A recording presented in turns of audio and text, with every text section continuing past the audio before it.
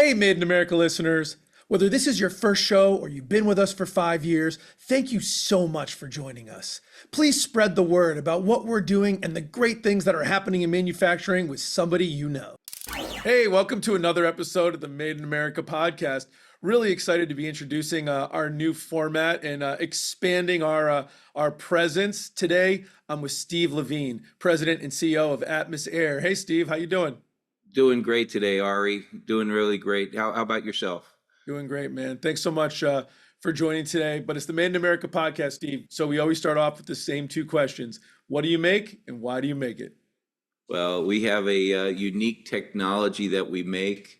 The technology is called AtmosAir, and it's formally called bipolar ionization. It's a technology that cleans the air and takes out of the air everything we shouldn't be breathing. And why do we make it? We make it because it helps people breathe cleaner, healthier air. People will live longer. People will have this sense of health and wellness, and we're making a difference every day by creating cleaner, healthier, and more sustainable environments. Listen, I mean, first of all, that's a great why. I'm sure it's easy to rally the troops behind and making a real big impact and something to be proud of.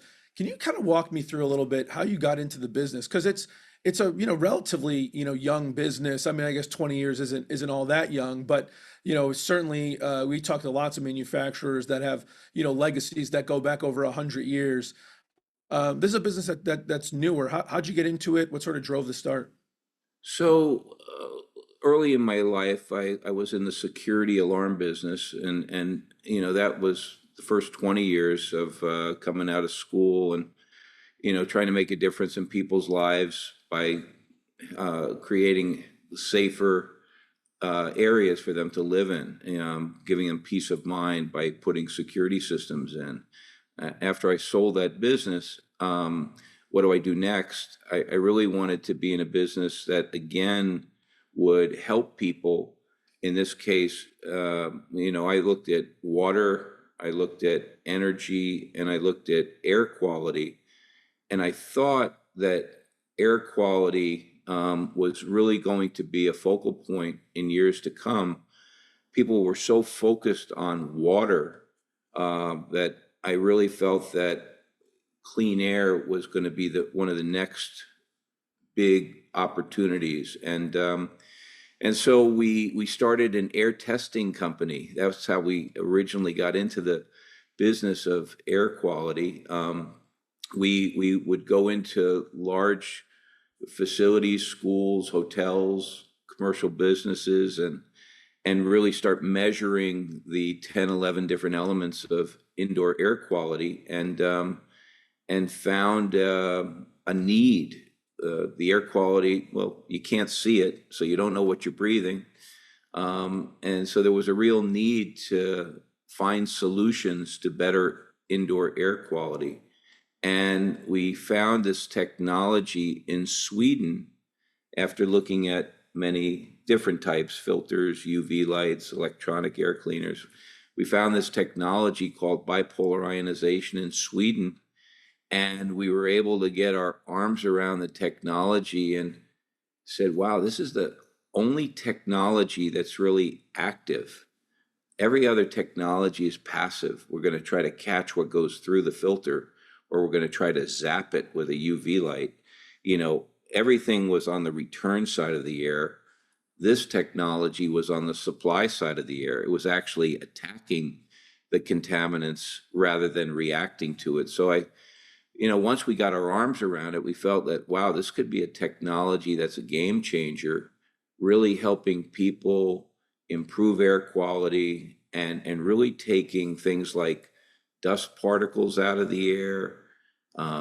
You're breaking down odors and volatile organic compounds, and really attacking, different bacteria, viruses, and germs. It was early, it was 20 years ago, so we didn't have all the evidence around it. So we started out trying to get data and collect data so that we could really show people how it was making a difference. And that's really what took us a lot of time early on, just making sure that, whether we had to get a university to test the technology or a lab to test it. We did a lot of these clinical studies. Now we're actually doing peer-reviewed studies, and we're really showing people that the science of how you can clean the air and how you can make the invisible visible.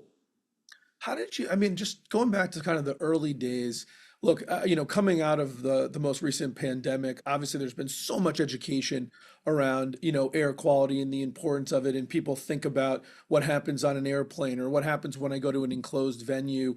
So there's a lot more awareness now. Obviously, you had no idea that that was going to happen when you started 20 years ago. But Mm. what sort of started there as you're thinking about a new business? What even gave you the idea that air testing and sort of air purification was even on people's radar to make a demand? Because look, I mean, from my perspective, air quality and cleaning it to generally had to do with, to your point, a small filter, which you rarely saw anywhere, or else it was some type of a spray to cover up or eliminate the odor, as it were. Like, what kind of gave you the feeling that there was a bigger, broader market out there to give you the confidence to invest in the business? Well, when you started looking at the EPA reports and you started seeing indoor air, is more than 50% worse than outdoor air. And as we're making these homes tighter and buildings tighter, all the contaminants of concern would be kind of um, sitting in one spot, and this is what we're breathing. So I felt like, wow, if we could really make a difference in indoor air, this could really help a tremendous amount of people. And it was all because of looking at the statistics around the EPA and around, what schools were suffering with. When you look at mold and situations in building environments that had a mold issue, and how are you going to deal with that? Or situation with particle levels. At the time, I think people were measuring particle levels, but the ones that you could see if the light hit it just right, those were the PM10 particles. They weren't getting down to the smaller particles yet. But and then there's a lot of odors and irritants. There's a lot of days lost with productivity around odors and irritants and volatile organic compounds. Even, people put a new carpet in their home, and it off gases this formaldehyde, this glue smell, and that becomes an irritant. Some people like that new car smell or that new whatever, but most people are irritated by this. And really, when you start looking at days lost and absenteeism, and schools are paid based upon attendance rates, right? And when you start looking at that, there's so many different ways that you can make a difference in health and in people's lives. And so I guess all of that had an influence on me. I love to be in businesses that help people, and in the my past business, in the security business, it was all about creating a peace of mind and protecting life and safety. Could have a fire or a break-in or a medical issue, and that was my life previously. And I always thought that one day people were going to be able to measure or monitor indoor air quality. And now it's just it's gotten there and beyond. Take a look at the pandemic. That just accelerated everybody's feeling on this. But way back when, it was just trying to take out of the air the bad stuff that people were breathing, doing a before and after test to show people here's the data, and that really was how we got started. Was there a big education component? Because it sounds like, I just wonder, getting started, do you have to spend a lot of time sort of kind of connecting the dots for people to see that this was a problem that needed solving? There was actually, it's education today is still what we work on. Number one, not everybody is familiar with our technology, and so we're constantly educating every day. But back then, um, there's a code body that buildings have to go to uh, to to be able to say how much outside air you have to bring into a building by code for circulation purposes and whatnot. And so the code body was always strict. Let's bring in 20% outside air. Let's recycle that air, and that was the code. And to me, if you're in an area where you're bringing in outside air and you're not up in the mountain environments, you could be bringing in air that's detrimental. and Right. um, and so there was a real education on saying, if you bring in this amount of air, but you could clean it or scrub it, and just maintain that there's not these particles and irritants in the air, as well as these areas of bacteria, viruses, and germs, but it was invisible. So we had to do a lot of before testing, putting the technology in, and then after testing to show the results. But now it's a lot more transparent. It's more there. We have monitors now, and you can put in these real-time monitors that can show you the 10 or 11 different elements of air quality. And believe it or not, there's a lot of customers that we have that are putting these big dashboards in their lobby to show their people when they come in that, hey, our air quality is better inside Than it than is outside. it is outside. You got to go inside for some fresh air now. What Yeah, are when you talk about what happened just recently, like around the wildfires, and Oh you know yeah. what we experienced there, and it was almost like a crop was outside. It was like really bad outside, but inside, we were showing a very, very good air quality. Steve, you Sure. you mentioned you've referenced a couple times sort of the 10 elements of air quality. Can you just touch on that? I'm not familiar with what that is, so just curious, like what are those elements of air quality? Sure.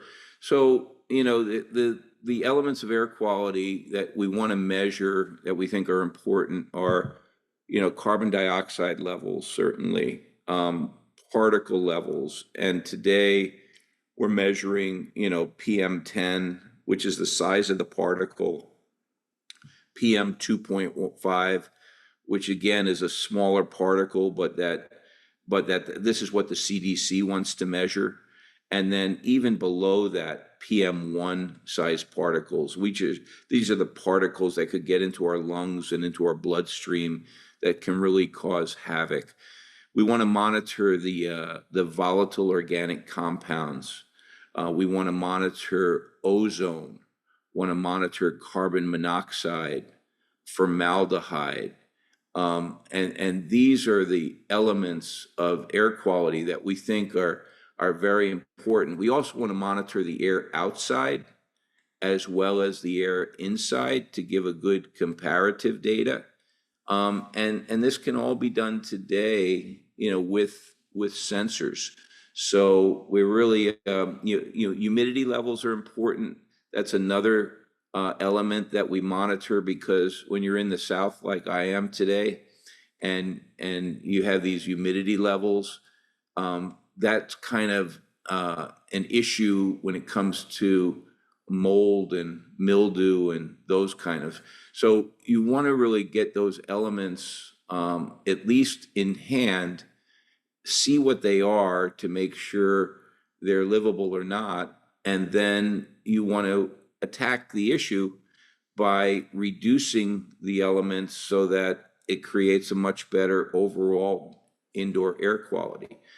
And like I said, today we're able to measure those elements with real-time monitors that actually can connect up to our bipolar ionization system, so that it can throttle up the ions when you need it, because it's really important to understand when you go to a mountain environment, there's a natural conductivity at the top of the mountain that feels clean and fresh, and that conductivity is caused by these negative and positive ions. So if you measured the ion content at the top of the mountain, it would be plentiful. But if you come down the mountain, those ions have been eaten up by pollution and emissions. And when you get into large cities, there's not much ion content left. So our technology puts back a little bit of Mother Nature and brings those ions into the space. And then we let those ions naturally attack the contaminants. And ions do a great job of grabbing onto particles, making little particles bigger and heavier so you can filter them out of the air quickly. Ions break down odors and VOCs so that when you ionize an odor, you're breaking it down to carbon dioxide and water vapor, so it smells cleaner and fresher. And ions attack different bacteria, viruses, and germs and actually deactivate them so that, whether they be on the surfaces or they be in the air, it's really creating just an overall better environment. We're not the silver bullet. Don't say, we don't make everything go to zero. There's a combination. I always tell people putting in a filter is as basic as it gets. Even adding UV when you're keeping the coils clean, but then have a technology that attacks the contaminants in the space rather than reacts to it. It'll make your filter that much better, and it's part of an overall strategy to just create a better environment. Better So environment. How yeah. widespread has the adoption been? Kind of walk me through. It's just a really, you've been through an education process. You got to get people to understand. At some point here, I want to talk to you about sort of the manufacturing of this and how difficult or not that is. But talk to me a little bit about adoption. Where did you initially find people were interested in what you were doing and sort of find some market dynamics that were really positive for the business? So I asked that question, 20 years ago. Who's going to How are buy we this? how are we going to pull this through? And I felt like we didn't have the data early on that we needed to get into healthcare, because every hospital could use this technology. But we did say, let's focus on sports, right? Let's take this technology to the professional sports teams where productivity of the athlete is so important, right? Keeping their health and wellness and making sure that one extra second that they get from breathing cleaner air. And let's bring this to the head trainers of, let's say, the NFL or the NBA or the NHL. Start showing this technology to really help people at that level, and say, once we do that, then maybe stadiums and training centers would start to install our system. Um, from there, colleges would be interested for the same reasons, again, focusing on sports, and then eventually the schools, and then the customer, the client, the consumer. And so that's how we focused on it. And amazingly, uh, it was there were a few trainers like Jim Maurer, the Dallas Cowboys, that said, lots of people come in to sell me different products, but this is really interesting. If this can really help my issues in the training center, people have allergies and asthma, and if we can help not have to give them as much Claritin or Zyrtec and they can perform better, we can measure those results. Locker rooms basically have a lot of odor problems, and training rooms and whatnot. So if we could make a difference there, and then obviously bacteria, viruses, and germs. So it was Jim Maurer of the Dallas Cowboys, the head trainer there.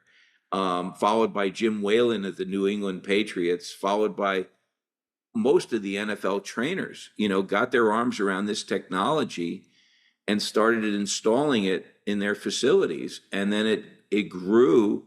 I mean, colleges then caught on. Russ Romano at USC is very passionate about our technology because he knows it makes a difference, in the whole training environment. But then it grew so big that the Vikings, when they put it in their training center, Eric Sugarman said, "Well, maybe we should have this in the stadium. It's an enclosed stadium. Let's put this in the stadium." And they put it all throughout the US Bank Stadium, and they recognize a much better air quality. They promote it to all their fans and their employees coming in. And then it's really gone even further than that, because when you clean the air so well and you're able to recycle cleaner air, you can actually reduce energy costs at the same time. And really, we weren't focusing on that in the beginning. It was all about indoor air quality. But think about it. If you clean the air so well and you're bringing in so much outside air, that air that you bring in has to be either cooled or heated, conditioned, and that costs money. Yeah. So if you're able to not have to bring in as much outside air and recycle cleaner air, you're going to save energy while improving air quality. And so, wow, that was like a light went on. And now you talk about adoption. It was a lot easier to adopt return on investment with indoor air quality than it was just initially, focusing on indoor air quality. But I don't know that it was we obvious. I don't know it was obvious to me that the business would take off through the Dallas Cowboys. I mean, that's an interesting spot, but I got to imagine that, kind of getting the support of the Dallas Cowboys and then the New England Patriots, probably in particular, you kind of picked that up right as the Patriots were kind of getting their winning yep. going. That must have just skyrocketed adoption. What a great badge to say, hey, if these guys are doing it and they're winning, why aren't you doing it? Well, it was Bill Belichick, at the end. I remember Jim Whalen and Dave Granito, the trainers, telling me, the reason that we put it in, Steve, is we went to coach with this, and coach was always looking for an edge. And if this cleaner air was going to be an edge, why not? And so they adopted it pretty quickly. You know, the Giants did, the Broncos did, the Detroit Lions did. I mean, everybody started adopting this to just create healthier, cleaner, training environments. But then when the stadium started to go, it's interesting because every Super Bowl now the Raiders have it in Allegiant in Las Vegas, and they have it in their training center, and all the places where there's Super Bowls now. It's this is something that's really gravitated, and now we've focused on arenas, and it's the NBA, and it's Major League Baseball, and even with some of these facilities having outside venues, it's all the inside venues that they're concerned about, right? It's all the locker rooms and meeting rooms and the club areas and the food areas, protecting those areas. Really amazing that we've been able to make a really good progress. And the fact that they're promoting a cleaner, healthier environment, is what we're about. It's about really creating the best in overall environment so that, people can be proud, safe, and if their focus is health and wellness, it fits that, completely. And I know in particular, so I mean, it seems like it maybe took you guys a bit of time to ramp it up. And then in the last few years, it seems like it's been hockey stick growth trajectory. I mean, what does I mean, what does that feel like from your perspective? I think, kind of going to kind of notes pre-show and conversations. I mean, what you guys have seen, I think 300% growth in the last 3 years. I mean, that's a bit of a rocket ship. Well, as we were building the business and educating all these sectors, obviously sports and schools and colleges and commercial buildings, and we uh, the pandemic happened, and you want to talk about uh, concern. Uh, how will we protect our indoor environments and what technology should be used in these environments? So we were told by a couple of doctors, have you tested, we've tested against H1N1 and H5N1 and all with positive results, but have you tested on coronavirus and all these different um, offshoots of coronavirus? And so we sent the technology to this group in Texas called Microchem, which is where Lysol went, and Lysol basically um, got 100% disinfection status. When they tested our technology, it came back as a 98.6% reduction. It was incredible.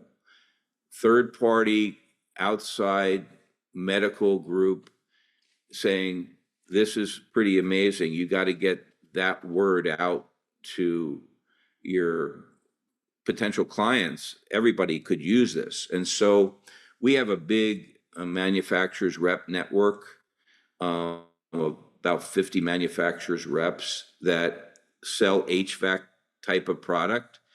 And so we gave them those reports, and they went out to their customers, and before you knew it, our growth just hockey stick, like you said, and we really got into some inventory issues because we weren't really able to produce fast enough, to keep up with the demand, and so there's some lessons learned there for sure. But we have 1,100 manufacturers reps in these 50 different companies, and they're all knocking on doors saying, hey, we can help you. And we helped a lot of people, and it grew from the United States to all these offices around the world right now. And one of the reasons I'm down here in Florida is because the cruise ships, which were the first ones hit with this issue, came to us and said, we want to test it ourselves. We want to see if this technology is really worthwhile and will make a difference on our cruise ships. And we took it to Virgin, was the first one, Richard Branson, and they tested it. And before you knew it, we were on Good Morning America, and we were on Good Day America. I mean, it was amazing. We were getting all this publicity because they tested it and they started implementing it on their ships. Norwegian Cruise Lines called us and said, we have 30 ships, and how fast can we get a test or trial? And so in Italy was one of their boats. We sent out the units to their ship, and they came back over the weekend. They said, how fast can you put this technology in our ships? And I said, where are they all located? And they said, all over the world. And they said, can you get it done in the next 90 days? And it was major. I mean, you want to talk about the most important part of our business is having a great team. Our team is operations, engineers, R&D, sales, and to be able to execute something like that all around the world. It took us 120 days. We didn't do it in 90, but we got it Well, done, and we got it 120 is done. pretty decent. Yeah. It's really taken the business to a whole nother level, and now all the cruise ships are looking at this. It's the reason we're down, like I said, down in Florida here, and it's the reason that ships are out there giving real comfort to passengers and employees that they've put these type of devices in to make sailing safer, healthier, and to try to get in front of those potential problems. This is not the first pandemic, and it's certainly not going to be the last type of issue, but to know that there's technology such as ours out there to help, improve these type of issues. I think we're in the right place at the right time. One of the challenges I got to imagine from like a business that deals in physical products, manufacturing, you got shipping, logistics, and everything else. And you touched on this, so I want to circle back to it, was like when demand sort of hockey sticks, unlike a technology business that sort of just copies software or adds a couple more servers, you got to get product, you got to convert something into something else. You touched on some of those supply chain issues. I got to imagine you ran into a bunch of those in trying to kind of meet the demand. Yeah, well, when you're having single digit growth and good growth over the years, and then you have this major outbreak, this major problem, and you test your technology, and all of a sudden everybody wants it. We're very fortunate to have a great contract manufacturer in in Arkansas, and another one in Northbrook, Illinois, and now a third one where our headquarters are moving to in Delran, New Jersey. So we're very fortunate that we had those great teams to be able to keep up with production, but all of them had to get supplies from everywhere. And this technology, AtmosAir tube, this electric barrier tube, which is made in Northbrook, Illinois, you know, it comes in various sizes because when you're talking about a large building, you might be talking about a 21-inch size tube. When you're talking about a condo, it might be 1,000. You know, it's a 10-inch tube, and when you're talking about a little hotel room, it could be a 2-inch tube. But they're making this tube, which is the technology that delivers the ions, and that tube has some unique formulas to it and some unique components to it. So keeping up with that, you know, we had a hard time. We had a job, a major college in Minnesota that we couldn't deliver to, and they were like, "You got to help us," and we couldn't deliver, and we lost probably a $2.5 million opportunity because we couldn't deliver. More importantly, it was just like really, we delivered to everybody. We helped Yeah. everybody, and we couldn't help them at the time. So it was. So we kind of fixed that and made sure that we're gonna stock enough equipment and enough supplies so that not only in-house we have the inventory, but we've asked our suppliers to also have excess inventory so that we're always prepared, you know, God forbid another issue like this happens. So I know you don't want to, good practices, you don't want to overstock and you want to build on the demand, but we experienced some unbelievable issues, and so we really wanted to be a little bit more cognizant of what the future might have to. Seems like you got to tighten up your forecasting capabilities if you want to make sure you got the right amount of inventory in the right places. It's always important, you know, the forecasting is so important, and we have a really good team in a finance department that works with our sales department to really make sure, okay, what's our pipeline out there? It's probably a couple $100 million of opportunities. They're all not going to come in tomorrow, but where do you see them coming in and making sure that you know you're prepared for that? And so it's surrounding yourself with the right suppliers. It's communicating to those suppliers. You know, one of our messages is always to try to, you know, be as sustainable as possible. You know, so we ask our suppliers to also do the same. But it's communication, right? You have to communicate with them and let them know. Otherwise, it could really cause problems inside and out. And the end result is when you can't deliver to a customer, you know, and Yeah. that really has never happened to us that except that one time. And And so we're not going to let that ever happen again. It's Well, communication and having the right team around you, I think, is very important.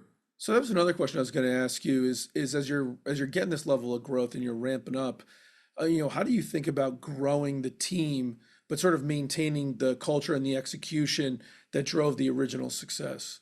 Sure. Well, with all these different sectors having success, um, and we have really good people around the country and around the world that work with their manufacturer reps to make sure that they're on top of things and educated and helping them drive lunch and learns to engineering firms and architectural firms and such. But we want to try to even be even that much more granular. You know, people that might just focus on sports, having a leader that's just focused on sports and working, with the latest things that are happening in sports, in healthcare, in hospitality, in these different verticals, in the commercial building verticals. We put our systems in the Empire State Building. Want to talk about the most sustainable building probably in New York. They said, look, we know that there's three things that we're going to do for each of our tenants. We're going to bring in so much outside air. We're going to use MERV 13 filters, which is one of the best filters, and we're going to use bipolar ionization as a combination. And they started doing this and really promoting it, and every one of their tenants now is signing a lease that has those three things included, and they have now 14 or 15 properties, and they've done a great job with their occupancy. People want to go into a building, and that's not a new building; it's an older building, right? So how do you take that up to a different standard? And I hats off to Tony Malkin and Dana Schneider. They've done a great job taking that real estate that they have to the next level, and others are doing the same. So having focus on those specific sectors, schools, hospitality, healthcare, sports, just to name a few, and having the direct reports are is that's what we're working on right now, because it'll make us more granular. It'll make sure that we're getting out to them um, uh, faster than we would be if we're just waiting for our reps to approach them. Yeah, that makes a ton of sense. As we're like wrapping up here, you could see that you're super passionate about the outcomes that you're driving in doing this, and you're a guy that thinks about the future and building. What do you see coming around the corner for AtmosAir and your ability to make an impact in the world? It's you're right. I am very passionate about helping people. We want to make the world a better place. Everybody should contribute to that. We're trying to do our part with creating these cleaner, healthier environments, more energy efficient environments, more sustainable environments. The world wants to try to reduce the carbon footprint. We want to help do that.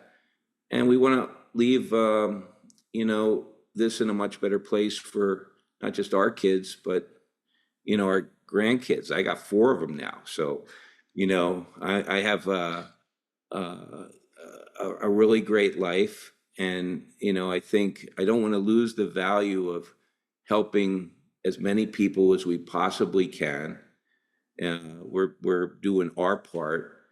Team is really motivated to help people, so that's the culture in our business. Let's do whatever we can to educate people that this is a technology that will not only help you improve air quality, but it will help the customer save energy. It will help reduce the carbon footprint.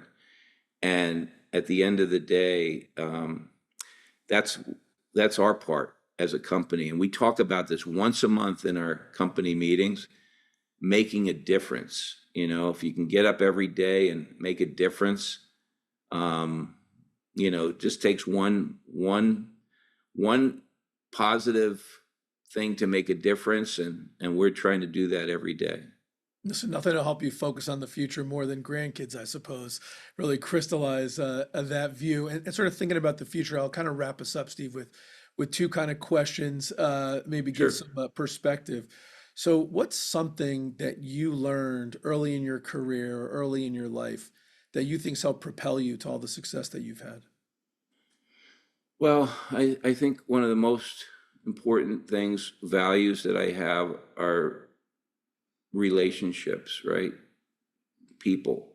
Um, you have to um, treat people the way you want to be treated. You have to communicate with people. You have to educate e- everyone the best you can. And I really think that relationships are the key. It's been the key to our success. You can see if you try to help people and show them, and with our systems, let them test it and whatnot. You bring those relationships, and people then become as passionate as you do. And so I really believe that I learned, uh, don't expect it, don't inspect, don't expect, but inspect, and that's came out backwards. Um, I want to make sure that I get the message across that it's important that you um, work day to day and communicate with people. It's important that you um, uh, keep in communication with the whole team. It's important that there's a good strategy, for the company, and it's important to get everybody's focus on that. And trust me, back in the security business, we did the same things. We came out very successful as a company. We helped a lot of people. And in this business, I think we'll do the same. We're doing it every day. And and if you treat people the way you want to be treated and you help people on a regular basis, good things will happen. So No doubt about it. Well, Steve, it's been awesome hearing the story. We wish you all the best of luck. We'll be keeping an eye on that and enjoying that clean air when I go to those buildings and those sporting events. really appreciate the opportunity to do this podcast and to educate all your listeners on AtmosAir and how we can do good by with everybody out there. Thank you. Made in America with Ari Santiago is brought to you by Compass MSP.